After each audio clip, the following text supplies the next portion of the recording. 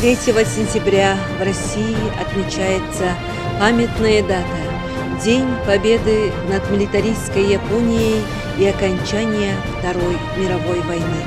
В этот день ежегодно на территории всей Российской Федерации в честь победы над милитаристской Японией проходит акция «Дальневосточная победа». Юноармейцы отряда воздушно-космических сил имени Героя Советского Союза Евгения Васильевича Хрунова Вилюйской средней общеобразовательной школы номер 1 имени Гавриила Иосифовича Черяева, класса Росгвардии Вилюйской средней общеобразовательной школы номер 2 имени Геннадия Семеновича Донского провели акцию в торговых центрах и улицах города Вилюйск.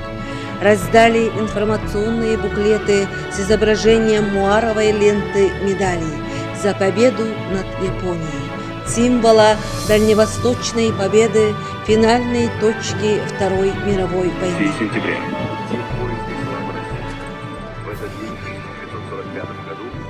Когда я ждем окончания Второй мировой войны, прошу вас участвовать.